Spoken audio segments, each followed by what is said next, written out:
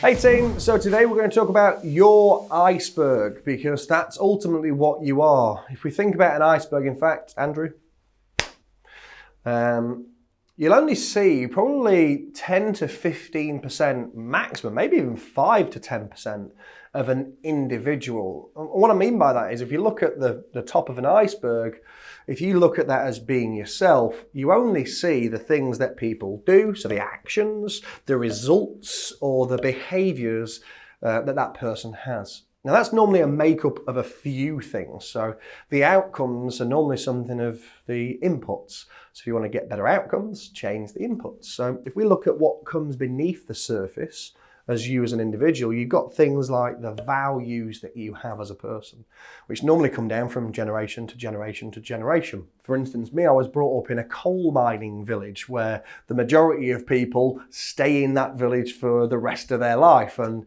they do the jobs that their mothers did or their fathers did and they follow in the same footsteps because that's the values that you were put onto you as an individual. That normally leads you onto the beliefs that you have. So values form beliefs. So if I was born in that coal mining village and had that mentality, I'd probably, if they were still around, I'd probably go in the mine or I'd work in the steelworks because that's what we've always done. That's what our family does, right? If my father was an engineer, I'd probably be an engineer.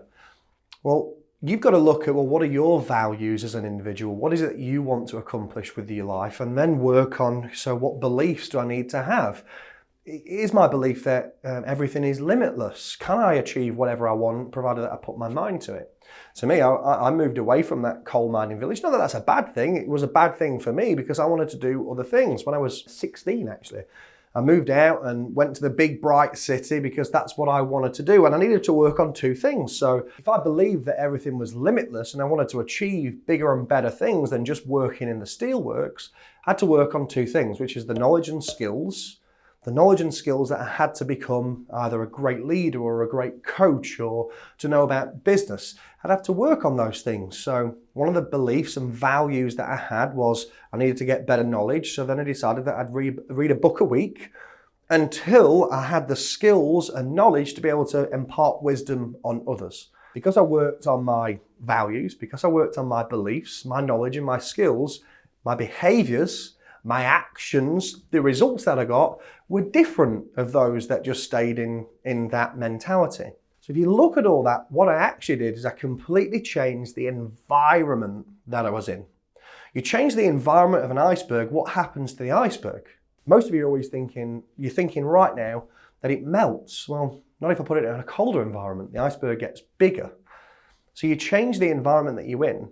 That ultimately changed the beliefs and values that you have as a person. I think it's Brad Sugars that said you become the average of the 5 people that you spend the most time with. And that's always something that's stuck with me.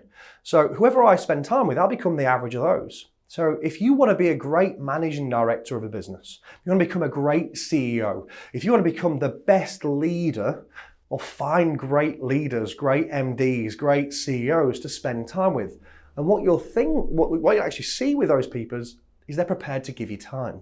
Most people won't approach people with the fear of, well, they're not going to spend time with me, they're a super successful person. Well, they're a super successful person because they went out of their way to ask super successful people, how do you become successful? They'll give you time. So maybe jot some people down that you respect, whether that's in your local community, your local council or parliament even. And write a letter, send them an email, pick up the phone and say, look, I'd love to spend 5-10 minutes for you to impart some wisdom on me. I want to do something, I'd love some advice. That's changing your environment. Once you change your environment, everything else in the iceberg starts to change, which ultimately affect the decisions, behavior, and right at the top, the results that you get. So if you want better, you've got to be better and do better. I'd love to know what you got from the video and post some comments below. What do you need to change with your iceberg to get better results? Until next time.